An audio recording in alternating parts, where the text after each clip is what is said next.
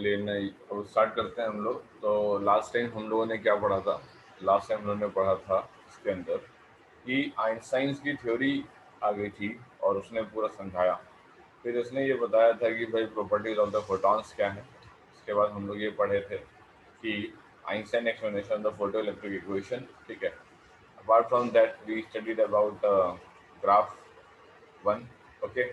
And graph one में हमने ये सीख लिया था कि how do we are going to find out the value of the Planck's constant h, okay. This was the main point to find out the go for this particular graph. Now the next graph we have here is of the nature, okay। देखो जरा कौन सा है graph. तो अगला graph हम लोगों ने करा, और अगला ग्राफ जो हमने बनाया वो हमने बनाया काइनेटिक एनर्जी पे, ठीक है। मतलब कि मैं आपको दिखाता हूँ कि किस पे एग्जैक्टली ग्राफ बना दे रहे हैं, क्या बना दिया है उन्होंने और कैसे इन्होंने एग्जैक्टली बनाया है, इसका समझिएगा।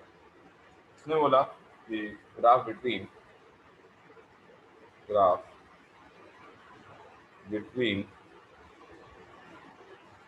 kinetic energy and frequency of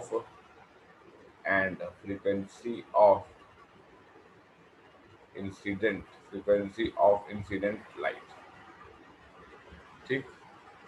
graph between kinetic energy and frequency of incident light. अब देखिए जरा, अब इसने कहा कि जैसा कि हमने आपको बताया कि काइनेटिक एनर्जी मतलब कि तुम्हारे पास H nu minus H mu naught, ठीक। ये तुम्हारे पास आ गया। उसने कहा हाँ ठीक है कोई बात नहीं, अब क्या करोगे?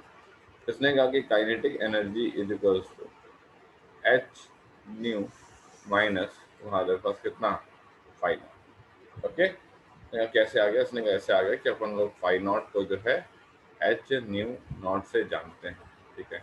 ये है क्या? ये है तुम्हारे पास वर्क फंक्शन, जो है तुम्हारे पास ये है तुम्हारे पास जो है वर्क फंक्शन, ठीक। ठीक है, कोई दिक्कत नहीं। नेक्स्ट आता है तुम्हारे पास काइनेटिक एनर्जी जो है H nu minus five not है। इसने कहा मेरे को काइनेटिक एनर्जी और फ्रीक्वेंसी पे चाहिए। तो एक काम करते हैं, y इज इक्वल्स टू हमारे पास एम एक्स प्लस सी के हिसाब से देखें तो कंपेयर किया, ऑन कंपेयर किया ऑन कंपेयरिंग हमें क्या मिला? y की जगह मिल गया काइनेटिक एनर्जी, ठीक है।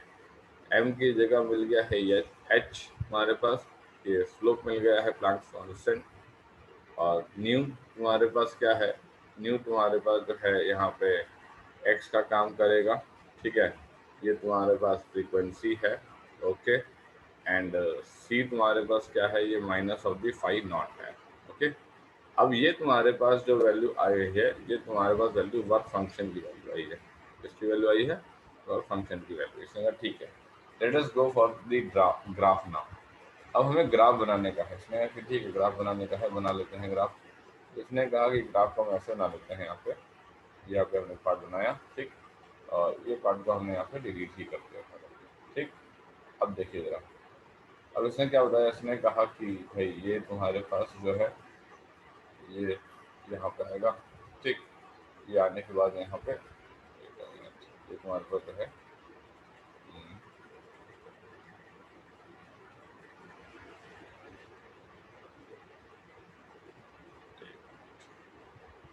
बैक कर ले जरा। हाँ, अब ये इसने क्या बताया? इसने कहा कि अब मेरे को ग्राफ बनाने का है, तो ग्राफ में कैसे बना सकता हूँ? ऐसे बना सकता हूँ, ठीक। अब इसमें मैंने ये पूरा पार्ट मैंने ऐसे बना दिया, ठीक। अब देखो, अब मेरा जो यहाँ पे स्लोप है, ठीक है ना, मेरा जो यहाँ पे स्लोप है वो तुम्हारे पास स्लोप जो है मेरा वो एम इजिकल टू एच है, और वो ग्रेटर देन जीरो है। इसका मतलब है कि ये जो थीटा होगा, ये थीटा लेस देन तुम्हारे पास 90 होगा, ठीक है। एंड टेन थीटा तुम्हारे पास ग्रेटर देन जीरो होगा। इसने कहा ठीक है कोई दिक्कत नहीं। अब इसने कहा कि अगर ये पर्टिकुलर ग्राफ को देखा जाए, ये क्या है? ये तुम्हारे पास काइनेटिक एनर्जी है, राइट। ये तुम्हारे पास क्या है? ये तुम्हारे पास फ्रिक्वेंसी है, ठीक। ये तुम्हारे पास क्या है? ये न्यू नॉट, ठीक है। न्यू नॉट बोले तो ये तुम्हारे पास क्या है? ये तुम्हारे पास थ्रेशोल्ड फ्रिक्वेंसी है, ठीक है भैया। ये तुम्हारे पास क्या है? थ्रेशोल्ड थ्रेशोल्ड फ्रिक्वेंसी तुम्हारे पास ये है, ठीक। अब ये थ्रेशोल्ड फ्रिक्वेंसी तुम्हारे पास है, ये काइनेटिक एनर्जी इस तरीके से आ गया। इसने कहा ठीक है। इसने कहा कि ये तुम्हारे पास जो वैल्यू है नीचे की तरफ यहाँ पे, ये वैल्यू तुम्हारे पास क्या है, ये वैल्यू तुम्हारे पास क्या है, ये वैल्यू है तुम्हारे पास, ठीक। ये वैल्यू तुम्हारे पास कितनी है, ये है वैल्यू तुम्हारे पास एच तुम्हारे पास न्यू नॉट, क्योंकि यही है तुम्हारे पास कितनी, तुम्हारे पास पाई नॉट। अब चूंकि ये नेगेटिव में है, ठीक है, तो हमने नीचे की तरफ बनाई है, राइट फ्रॉम द ओरिजिन हमने नीचे की तरफ बनाई है। इसका कोऑर्डिनेट कितना होगा, 0 comma minus of the H तुम्हारे पास जो है न्यू नॉट, ठीक है, या फिर 0 कॉमा माइनस ऑफ तुम्हारे पास कितना, 0 कॉमा माइनस और तुम्हारे पास कितना पाई नॉट। इस तरीके से पर्टिकुलर वैल्यू, इस तरीके से पर्टिकुलर वैल्यू यहाँ पे आ जाएगी, ठीक है। तो हम लोग को ये यहाँ पे देखना पड़ेगा इस तरीके से। नेक्स्ट क्या आ गया है, तो ये तो हो गई तुम्हारे पास काइनेटिक एनर्जी का ग्राफ, ठीक। आगे क्या करना है, अब इसने काइनेटिक एनर्जी ग्राफ तो आ ही गया, ठीक। और एक ग्राफ तो हम लोग ऑलरेडी पहले पढ़ ही चुके हैं, इसने कहाँ पढ़ तो चुके हैं, ठीक। अब इसने क्या बताया, एक मिनट, ये जरा मैं रीशेयर कर रहा हूँ, है ना, एक मिनट और शेयर।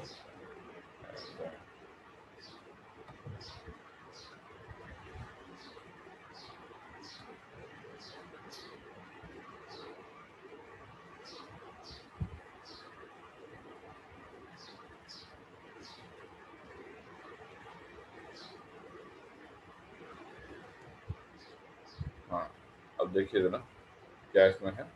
तो बात हम लोग कर रहे थे अभी, इस पर पहुँच जाता हूँ मैं फटाक से। हाँ, ये रहा तुम्हारे पास काइनेटिक एनर्जी। तो काइनेटिक एनर्जी का ग्राफ हम लोगों ने आपको पढ़ लिया है, इस तरीके से काइनेटिक एनर्जी फ्रीक्वेंसी के साथ वेरी करता है, ठीक। अब नेक्स्ट बात यहाँ पे ये आती है कि जो हम लोगों ने laws of photo electric effect पढ़े थे, जो हम लोगों ने laws of photo electric effect पढ़े थे, वो तुम्हारे पास अब क्या नाम है, रहेंगे, वैलिड रहेंगे या फिर वैलिड नहीं रहेंगे, क्या रहेगा। तो उसमें उन्होंने क्या पढ़ा था, मेनली उसमें हम लोगों ने पढ़ा था तुम्हारा पहला कि जो given frequency of the incident light के लिए number of the photo electrons emitted जो होते हैं वो डायरेक्टली प्रोपोर्शनल होते हैं intensity of the incident light के, और जो सैचुरेशन करंट है वो directly proportional intensity of incident light के। जब हम ये बात पढ़ रहे थे तब तक हमको फोटोन के बारे में कुछ पता नहीं था कि फोटोन भी कुछ है, हमको बस इतना पता था कि कोई लाइट आ रही है और उससे फोटो इलेक्ट्रॉन्स निकल रहे हैं। नेक्स्ट हम लोगों ने क्या पढ़ा था कि maximum kinetic energy of the photo electron जो है वो इंडिपेंडेंट है intensity of the incident light के। हमने ये पढ़ा था, हमने यहाँ पे क्या पढ़ा था कि maximum kinetic energy of the light जो है वो तुम्हारे पास इंडिपेंडेंट है किसके, इंटेंसिटी के। Maximum kinetic energy of the photo electron from a given metal is directly proportional to the frequency of the incident light, ठीक है। तो मैक्सिमम काइनेटिक एनर्जी जो तुम्हारे पास है, ठीक है, of the photo electron from given metal is directly proportional to the frequency, ये frequency के डायरेक्टली प्रोपोर्शनल है, इसने यहाँ पे बताया था, ठीक। फिर इसने क्या बताया, for a given surface the emission of photo electron take place only if the frequency of the incident light is greater than. इसने कहा कि अगर एमिशन होना है, इसने कहा कि अगर एमिशन होना है तो फ्रीक्वेंसी को फ्रीक्वेंसी नॉट से ज़्यादा होना पड़ेगा। ये फ्रीक्वेंसी नॉट तुम्हारे पास कौन है, यही तुम्हारे पास कट ऑफ फ्रीक्वेंसी है, यही तुम्हारे पास थ्रेशोल्ड फ्रीक्वेंसी है, ठीक है, आया समझ में। फिर क्या हुआ, फिर ये हुआ तुम्हारे पास there is no time lag between incidence of the light and the ejection of the photo electron. इसने कहा कि इंसिडेंस ऑफ द लाइट और ejection of the photo electron के बीच में कोई भी तुम्हारे पास समय का डिले नहीं है। ये कुछ बातें इसने कही थी। अब फोटोन की थ्योरी तो आ गई, लेकिन साइंटिस्ट को ये चिंता थी कि इस फोटोन की थ्योरी हमारी उन सभी बातों को, photo laws of photo electric effect को पूरा कर भी रही है या नहीं कर रही है। तो हमने इस पर डिस्कशन की। हमने कहा कि validity of the photon theory, ठीक है, मैंने कहा यहाँ पे validity of photon theory, photon theory, ठीक, on validity of photon theory on validity of photon theory on laws of photo electric effect, laws of photo electric हमारे पास effect, ठीक, सही है, बढ़िया। अब उसने क्या बताया, इसने कहा कि देखो सबसे पहले तुम्हारे पास इंटेंसिटी की बात हुई थी, तो हमने कहा ठीक है, explanation of the effect of intensity, explanation explanation of effect of explanation of effect of intensity, ठीक। अब जरा देखते हैं इसमें क्या बात हुई है, कैसे बात हुई है, कैसे हमको समझना है, ठीक है सर, समझ लेते हैं जरा।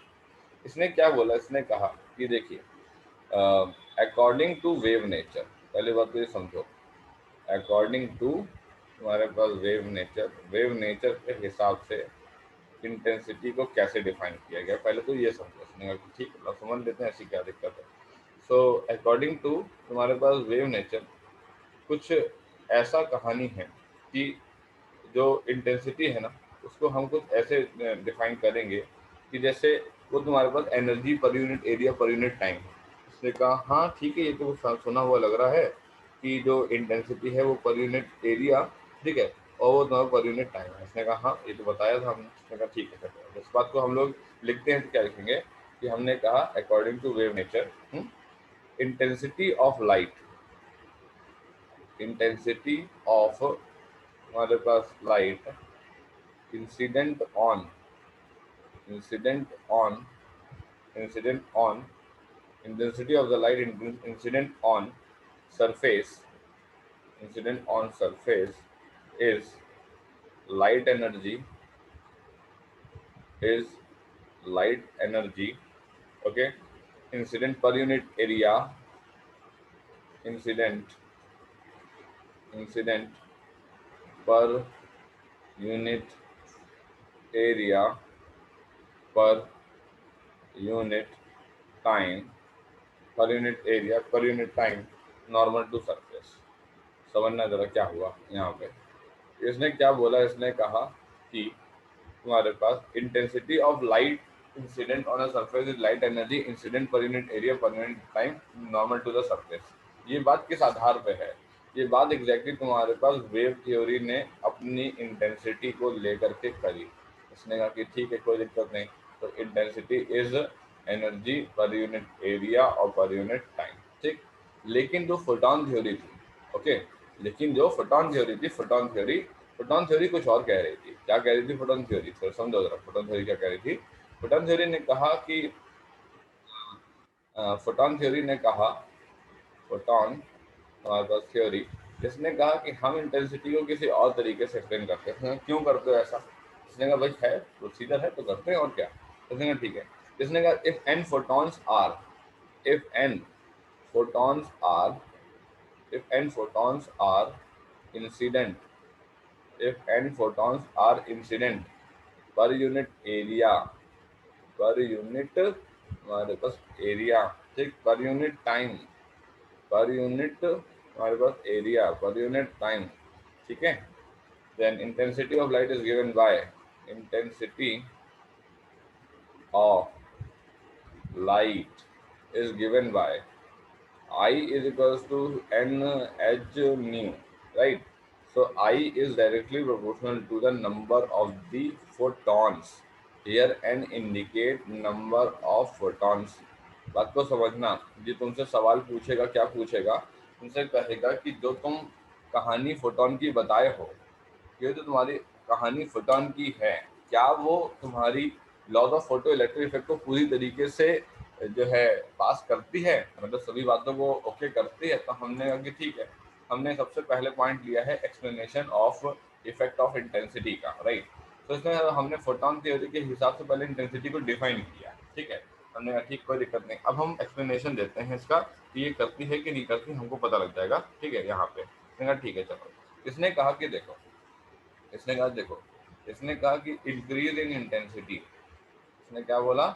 इसने कहा कि इंक्रीज इन तुम्हारे पास इंटेंसिटी, इंटेंसिटी अगर तुम्हारे पास बढ़ती है, इंटेंसिटी अगर तुम्हारे पास बढ़ती है तो फॉर्मूला ये कहता है कि इंक्रीज इन तुम्हारे पास नंबर ऑफ फोटॉन्स होएगा, increase in number of photons होएगा, ठीक है, जो कि तुम्हारे पास क्या कर रहे हैं, जो कि तुम्हारे पास मेटल सरफेस को स्ट्राइक कर रहे हैं, जो कि तुम्हारे पास मेटल सरफेस को स्ट्राइक कर रहे हैं, ठीक, पर यूनिट टाइम, ठीक, पर यूनिट एरिया, ठीक।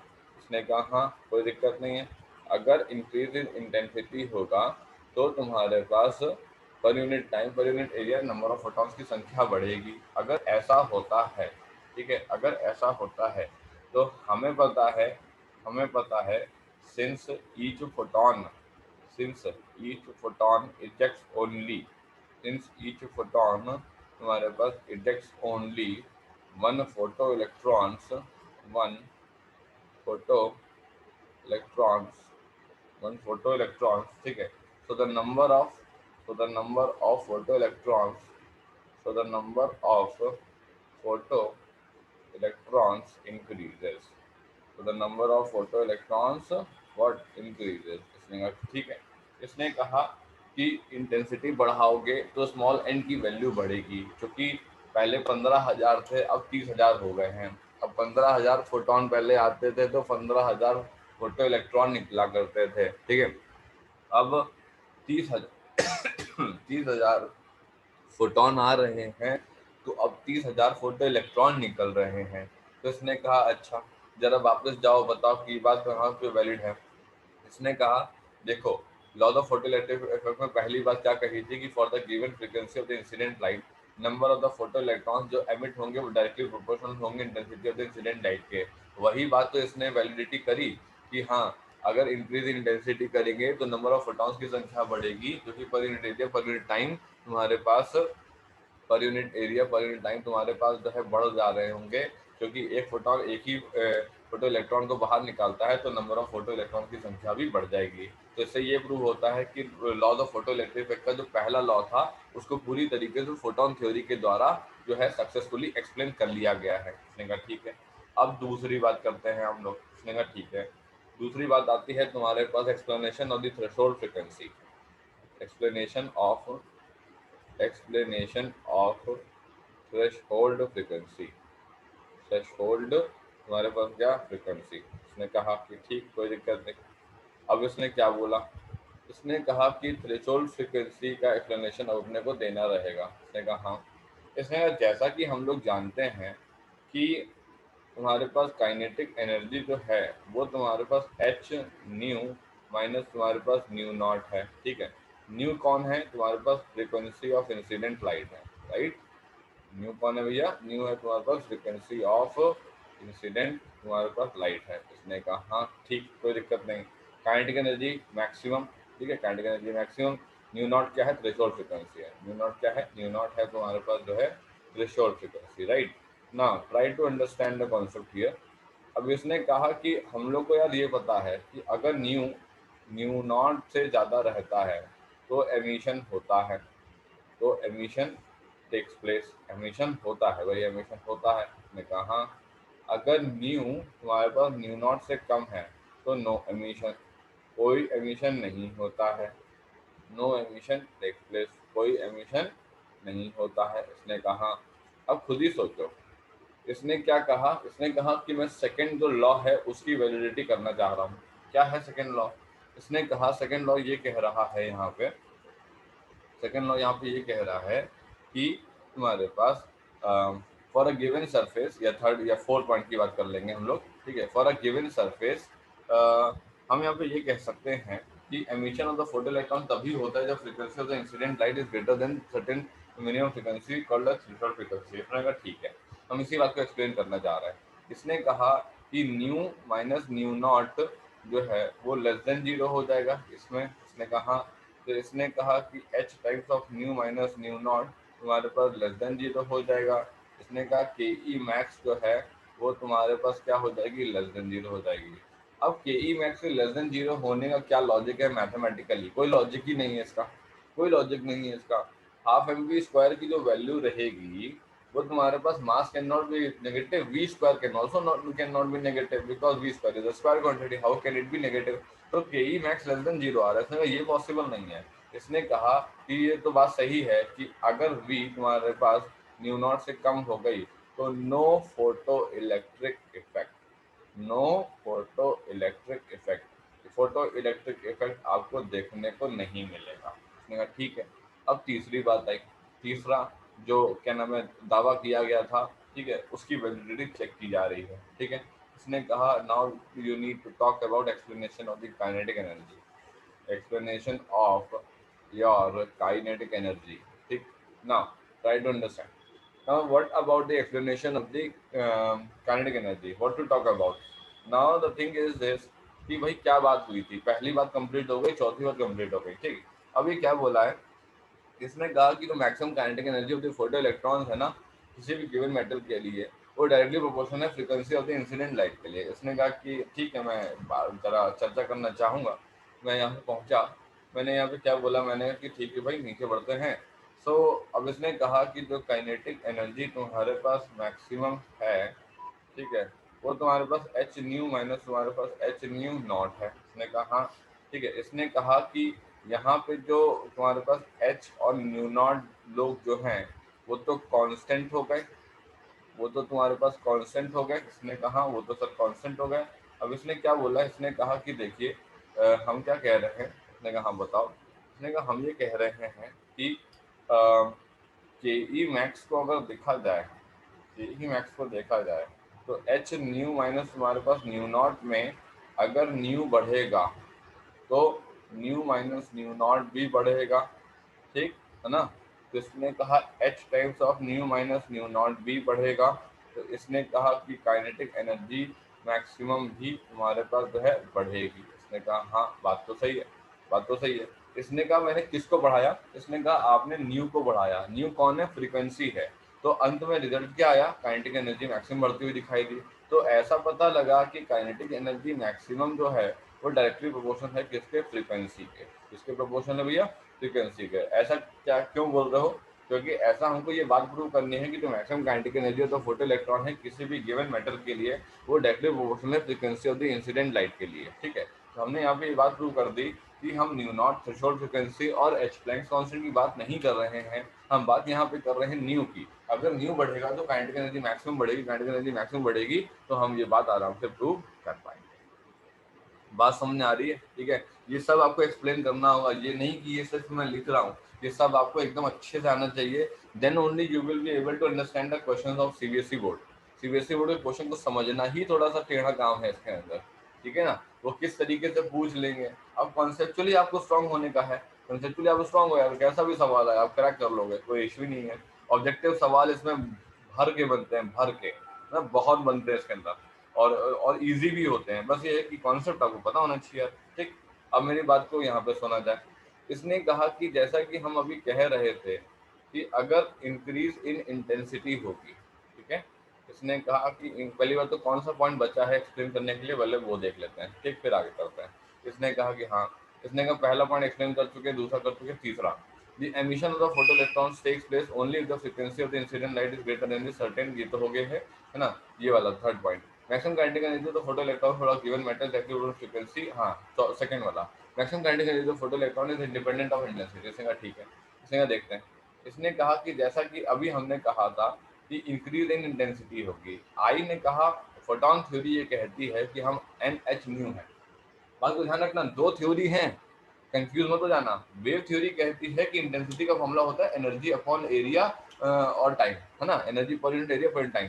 लेकिन जो तुम्हारे पास फोटोन थ्योरी है, फोटोन थ्योरी कहती है कि number of the photons into H into new, ये तुम्हारे पास फॉर्मूला है। इन्होंने कहा हाँ ठीक, कोई दिक्कत नहीं। इन्होंने कहा कि अगर हम इफ हम एन को बढ़ाते हैं तो हमारा आई बढ़ता है, energy does not increase, energy does not increase. बात समझना, एनर्जी जो है वो नहीं बढ़ रही है। इसने कहा हाँ, इसका मतलब है कि तुम्हारे पास काइनेटिक एनर्जी मैक्सिमम जो है वो एक्चुअल में तुम्हारे पास फंक्शन नहीं है, तुम्हारे पास किसका, इंटेंसिटी का। वो तुम्हारे पास फंक्शन नहीं है किसका, इंटेंसिटी का। इसने कहा हाँ ठीक, कोई दिक्कत नहीं। तो इसने क्या बोला कि काइनेटिक एनर्जी मैक्सिमम ने बार बार आपसे कहा कि ऐसा है, हम फंक्शन हैं किसका, ई वी नॉट का, ठीक है। हम फंक्शन है स्टॉपिंग पोटेंशियल से बात करेंगे हम। उसने कहा ठीक है, हम स्टॉपिंग पोटेंशियल से बात करेंगे, हम इंटेंसिटी से बात नहीं करना चाहते, ठीक है।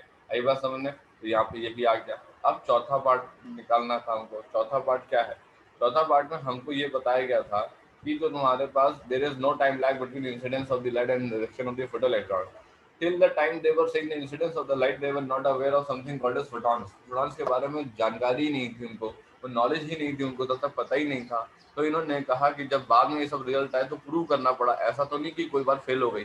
अगर फेल हो गई तो फिर रिसर्च करनी पड़ेगी, राइट। अब इसने कहा कि जो फोटो इलेक्ट्रिक एमिशन है, ठीक है, सबसे पहले लिख लेते हैं explanation of time lag, explanation of time lag. Time lag का एक्सप्लेनेशन हम आपको यहाँ पे देना चाह रहे हैं। ठीक है। इसने कहा कि देखिए फोटो इलेक्ट्रिक, इसने कहा कि फोटो इलेक्ट्रिक एमिशन जो है, फोटो इलेक्ट्रिक तुम्हारे पास एमिशन जो है, ठीक है, वो है क्या? वो तुम्हारे पास इलास्टिक कोलिजन है।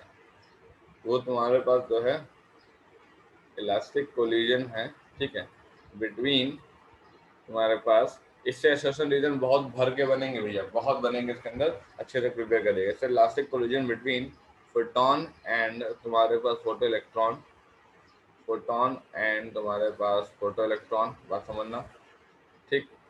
ये क्या इलास्टिक कोलिजन है? फोटोन और फोटो इलेक्ट्रॉन के बीच में, ठीक है। इसने कहा कि when photon strike, when a photon, एक सिंगल फोटोन तुम्हारे पास स्ट्राइक, व्हेन अ सिंगल तुम्हारे पास फोटोन स्ट्राइक, ठीक है, अब सिंगल तुम्हारे पास फोटोन तुम्हारे पास स्ट्राइक किया, ठीक है, तो electron take energy, electron take energy in one lump, ठीक है, इन वन लम्प, ठीक है, instead of, instead of continuous absorption of energy. इसने कहा लगातार लेते नहीं रहते हैं, आता है उससे सामान लेते और निकल लेते हैं, ये नहीं कि लगातार चल रहा है मामला, ठीक है। Instead of continuous supply of, continuous absorption of, continuous absorption of, absorption of energy, लगातार एनर्जी का एब्जॉर्प्शन नहीं होने का है, बात को ध्यान रखना, लगातार एनर्जी का एब्जॉर्प्शन नहीं होने का है। उसने कहा कि ठीक है, इसने कहा कि अगर एक ही बार में ले लिया तो फिर समझ ही क्या लगना है, देयर इज नो, तुम्हारे पास time lag, there is no time lag between, between तुम्हारे पास इंसिडेंस ऑफ फोटोन, बिटवीन हमारे पास इंसिडेंस ऑफ, हमारे पास क्या, फोटोन, ठीक है, and emission of photo electron, and emission of, and emission of photo electron, इसका का बहुत कम समय लगता है, ठीक है, बहुत कम समय लगता है, ये बहुत कम समय लगता है, कितना, 10⁻⁹ इतना कम समय लगता है, ठीक। तो ये सारी की सारी बातें फोटोन थ्योरी के आने के बाद री इन्वेस्टिगेटेड की गई, ठीक है, ताकि ये पता लग सके कि फोटोन थ्योरी जो आई है वो सही भी है या फिर गलत सलत थ्योरी है, ठीक है। ऐसा तो नहीं है कि हम लोग कोई गलत थ्योरी पढ़ करके आगे दुनिया को बता देंगे और फिर दुनिया ये सोचे कि ये हुआ क्या है, तो ऐसा नहीं हुआ, ठीक है। बिल्कुल सही सही बातें पता लगी और सही सही बातों के हिसाब से हमारे पास आंसर मिला, ठीक। Now this completely ends dual nature of your radiation, ठीक है। डुअल नेचर ऑफ रेडिएशन तुम्हारे पास, अब इसने क्या बताया, अब इसने कहा कि मैटर की बात करी जाए, इसने कहा कि हमने रेडिएशन के बारे में दोनों बातें पढ़ ली, ठीक है। हमने ये पढ़ लिया कि जो रेडिएशन तुम्हारे पास है, ठीक है, वो दो बिहेवियर शो करता है, रेडिएशन जो तुम्हारे पास है वो तुम्हारे पास दो बिहेवियर शो करता है। इसने कहा हाँ ठीक है, जो दो बिहेवियर शो करता है इसमें एक बिहेवियर तुम्हारे पास वेव का है और एक बिहेवियर तुम्हारे पास किसका है, एक बिहेवियर तुम्हारे पास पार्टिकल का है, राइट। जो वेव का बिहेवियर है, ऑब्जेक्टिव सवाल आएगा, वेव में कौन कौन आता है, इंटरफेरेंस आता है। इंटरफेरेंस क्या होता है, आने वाले समय में पढ़ोगे। एक और कौन आता है, उसका नाम डिफ्रैक्शन होता है, ठीक है, ये तुम्हारे पास डिफ्रैक्शन है। एक और कौन होता है, ये तुम्हारे पास पोलराइजेशन है। क्या है तुम्हारे पास, पोलराइजेशन, ठीक। ये तुम्हारे पास क्या है, ये है तुम्हारे पास black body radiation, right. Black body तुम्हारे पास क्या है, रेडिएशन है, ठीक। और ये तुम्हारे पास क्या है, ये तुम्हारे पास है फोटो इलेक्ट्रिक इफेक्ट है, ठीक है। इन पांच लोगों को याद कर लो, ठीक है, इन पांच लोगों को याद कर लो, अच्छे से याद कर लो। आज के बाद कोई पूछे कि वेव में कौन कौन लोग फिनोमिना एक्सप्लेन किए गए हैं तो बताना, इंटरफेरेंस, डिफ्रैक्शन और पोलराइजेशन भी किया गया है, ठीक है।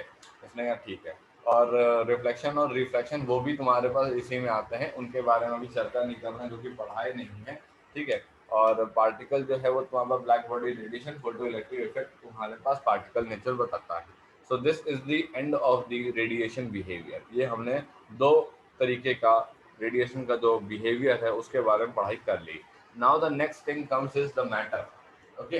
रेडिएशन हो गया, अब बात करते हैं मैटर की। मैटर मतलब इलेक्ट्रॉन, प्रोटॉन, ये लोग जो पार्टिकल लोग हैं, अब इनकी बात करेंगे। इनकी बात करने से पहले हमको अब इनके न्यूमेरिकल पहले देख लेने चाहिए, वरना फिर बहुत गैप हो जाएगा और हमको समझ में नहीं आएगा कि कैसे न्यूमेरिकल करते हैं। ठीक, तो चलो, so let us bring the radiation numerical. ठीक है, radiation behaviour, dual nature of radiation, dual nature, ठीक, ऑफ रेडिएशन, इनके न्यूमेरिकल में करवाऊंगा पहले पूरे। ठीक है, जब इनके हो जाएंगे तब मैटर वेव पढ़ाऊंगा। मैटर पढ़ाऊंगा, फिर मैटर में de Broglie wave, de Broglie hypothesis पढ़ाएंगे। ठीक है, एंड देन ओनली उसके न्यूमेरिकल कराएंगे। ठीक है, तो ये ऐसा स्टेप बाय स्टेप अपन चलेंगे ताकि समझ में आ सके कि क्या हो रहा है। चलो, so let us bring some good numericals. ठीक है, हम लोग कुछ न्यूमेरिकल लेकर के आते हैं। तो first of all we need to bring some basic numericals so as to understand how to apply the formula. ठीक है, फॉर्मूला कैसे लगाना है हम लोग अब इसको देख लेते हैं जरा। तो पहले मैं आपके सामने कुछ क्वेश्चंस उठाता हूँ बेसिक लेवल के। ठीक है, ताकि आपको थोड़े से समझ में आए कि जैसे कैसे फॉर्मूला हुआ, क्या हुआ, हमने क्या किया, कैसे सॉल्व करना है। ठीक, जरा देखिएगा। ये पहले मैंने क्वेश्चन उठाया। ठीक, और मैंने यहाँ पे क्वेश्चन यहाँ पे डाल दिया है। ठीक, अब ये है, चलो, ये हो गया है क्वेश्चन। ठीक है, now let us understand how to solve this. तो इसने कहा if a light of the wavelength 4950 angstrom is viewed as a continuous flow of the photon. ठीक, तो मैंने अभी समझाया था, इसी तरह से मैं ये समझा रहा था कि भाई जो तुम्हारे पास लाइट है, ठीक है, उसे अगर हम ये मान लें कि वो तुम्हारे पास continuous flow of the photons है, राइट, वो तुम्हारे पास क्या है, वो तुम्हारे पास continuous flow of the photons है। इसने कहा हाँ ठीक है, अगर ये तुम्हारे पास continuous flow of the photons है, ठीक, तो इसने कहा कि इसकी लैम्डा दे रखी है कितनी, 4950 तुम्हारे पास एंगस्ट्रॉम दे रखी है। Okay, what is the energy of each photon in electron volt, बताओ। एच की वैल्यू दे रखी है, ठीक है, और सी की वैल्यू दे रखी है ये। ठीक, ठीक, कोई दिक्कत नहीं। अब जैसा कि हम जानते हैं कि energy of single photon, energy of हमारे पास क्या, सिंगल फोटॉन की एनर्जी कितनी है, ये है E equals to h nu. कितनी है, E equals to h nu है। इसने कहा हाँ ठीक, so E equals to h की वैल्यू 6.6 इंटू 10⁻34 इंटू तुम्हारे पास न्यू। ठीक है, इसने कहा कि न्यू एग्जैक्टली मतलब कैसे निकालेंगे। इसने कहा कि हमको ये पता है, बट C इक्वल्स टू होता है न्यू लेमडा। ठीक है, C इक्वल्स टू होता है तुम्हारे पास न्यू लेमडा। इसने कहा कि C क्या है, तुम्हारे पास वेलोसिटी है। ठीक है, C तुम्हारे पास क्या है, वेलोसिटी है। ठीक, न्यू तुम्हारे पास क्या है, न्यू तुम्हारे पास फ्रीक्वेंसी है। इसने कहा हाँ ठीक है, और लेमडा क्या है, ये तुम्हारे पास वेवलेंथ है। ठीक, बार बार नहीं बताएंगे, एक बार बता दिया, ध्यान रखिएगा। ठीक, अब इसने क्या बताया कि भाई E इक्वल्स टू तुम्हारे पास कितना, एच सी अपॉन तुम्हारे पास लेमडा, राइट। सो 6.6 इंटू 10⁻34 इंटू सी की वैल्यू 3 इंटू 10⁸ अपॉन 4950 इंटू 10 कितना, -10। ठीक, वैल्यू निकाली इसने। इसने कहा सिंपल सी बात है, एसआई यूनिट चल रही है ना, तो किस में चलेगा, जूल में निकलेगा। 4 इंटू 10⁻19 जूल, ये निकाला। ठीक है, अब इसने कहा एक इलेक्ट्रॉन वोल्ट में 1.6 इंटू 10⁻19 जूल होते हैं, तो मेरे को इलेक्ट्रॉन वोल्ट में कन्वर्ट करके दो। कन्वर्ट करके दिया, तो ये हो गया कितना, 10⁻19 बोले तो 1.6 इंटू 10 कितना, ये तुम्हारे पास -19। सॉल्व किया यहाँ पे, ठीक है, तो ये आ गया 4 अपॉन तुम्हारे पास 1.6। ठीक, 4 10 जा 4, तुम्हारे पास 4 था, और ये आगे का 2.5 इलेक्ट्रॉन वोल्ट। ठीक है, हर एक फोटॉन की तुम्हारे पास जो एनर्जी होगी वो 2.5 इलेक्ट्रॉन वोल्ट होगी। तो whenever we are given the wavelength you need to find out the energy of the photon electron volt, you can do this. ठीक है, क्या ये क्वेश्चन 1 मार्क में आ सकता है? हाँ, वो तुमको एक सिंपल सी वेवलेंथ दे देगा, वो कहेगा बताओ मेरे को एनर्जी बताओ तुम्हारे पास फोटॉन की इलेक्ट्रॉन वोल्ट में। ठीक है, तो तुमको 1 मार्क में भी उठा के पूछ सकता है, छोटे से छोटा सवाल उठा करके पूछ सकता है। ये चैप्टर है ही ऐसा, बहुत कॉन्सेप्ट है इसके अंदर, बहुत सारी बातें हैं। ठीक है, मिक्सअप भी होती हैं, पर मिक्सअप होनी नहीं चाहिए। मैंने एकदम क्रिस्टल क्लियर करके अलग अलग करके बता दिया है। ठीक, चल अगला सवाल कर लेते हैं। अगला सवाल क्या बोल रहा है, अगला सवाल हमसे बोल रहा है यहाँ पे, देखिएगा जरा। यहाँ पे इसने क्या बोला, इसने कहा यहाँ पे ये है हाँ, अब इसको देखिएगा क्या बोला। इसने कहा कि देखिए सर ऐसा है, यहाँ यहाँ पे ये है, हाँ, अब इसने कहा कि monochromatic light of the frequency 6 × 10⁻14 hertz is produced by a laser, the power emitted is 2 × 10⁻³ watt, right. अब इसने कहा कोई लेजर बीम तुम्हारे पास है, राइट, कोई तुम्हारे पास जो है लेजर बीम तुम्हारे पास है। इसने कहा हाँ, कोई तुम्हारे पास जो है लेजर तुम्हारे पास बीम तुम्हारे पास है ना। इसने कहा कि मोनोक्रोमेटिक लाइट ऑफ फ्रीक्वेंसी, इसकी फ्रीक्वेंसी दे रखी है अपने को। उसने कहा हाँ दे तो रखी है, ठीक है। और पावर एमिटेड, पावर जितनी निकली है वो उसने हमको बता दी। उसने कहा हाँ पावर तो हमको जो है बता दी। उसने कहा ठीक है। अब इसने कहा कि what is the energy of each photon in light, how many photons per second on the average of are emitted by the sun, ठीक है। इसने कहा कि तुम्हारे पास जो है कितने फोटॉन्स पर सेकेंड तुम्हारे पास सोर्स से एमिट होंगे। तो लेट अस कंसीडर कि ये तुम्हारे पास कोई सोर्स था और इससे कोई लेजर बीम यहाँ पे निकली है, ठीक है। अब हमने कहा क्या फ्रीक्वेंसी अपने को पता है। इसने कहा हाँ पता तो है, 6.0 × 10⁻14 तुम्हारे पास हर्ट्ज फ्रीक्वेंसी है। इसने कहा पावर भी पता है अपने को। इसने कहा हाँ 2.0 × 10⁻, कितना, माइनस तुम्हारे पास 3 जूल पर सेकेंड, ये तो पावर है अपने पास। इसने कहा हाँ ठीक है कोई दिक्कत नहीं। इसने कहा now what to talk about. इसने कहा कि देखो एनर्जी ऑफ ईच फोटॉन क्या होती है। इसने कहा एनर्जी ऑफ ईच फोटॉन ना, इसने कहा हाँ एनर्जी ऑफ ईच फोटॉन जो है वो होती है तुम्हारे पास E=h न्यू। इसने कहा ये होती है। इसने कहा ठीक है। अगर तुम्हारे पास हम ये कहें कि एक फोटॉन, ठीक है, एक फोटॉन अपने साथ एनर्जी ला रहा है E=h न्यू की। इसने कहा हाँ ठीक है। तो नंबर ऑफ फोटॉन्स, तो अगर n तुम्हारे पास नंबर ऑफ फोटॉन्स मान लें, n तुम्हारे पास नंबर ऑफ फोटॉन्स मान लें, ठीक है, इन 1 सेकेंड, इन 1 सेकेंड, तो टोटल एनर्जी क्या हो जाएगी। तो ये कह रहा है कि टोटल एनर्जी क्या हो जाएगी, मतलब अगर एक फोटॉन अपने साथ एनर्जी लेकर के आ रहा है h न्यू, तो अगर मान लो n number of photons 1 second में आते, तो 1 सेकंड में एनर्जी कितनी आ जाती है, टोटल एनर्जी आ जाती तुम्हारे पास क्या, n तुम्हारे पास h तुम्हारे पास न्यू इन तुम्हारे पास 1 सेकंड आ जाती। इसने कहा हाँ ठीक है सही है।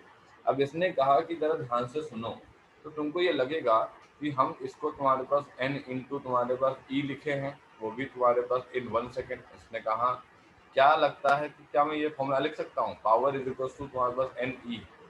क्यों, क्योंकि इनकी यूनिट देखो ये भी जूल पर सेकंड में है, इनकी यूनिट देखो ये भी जूल पर सेकंड में। इसने कहा हाँ लिखा तो जा सकता है।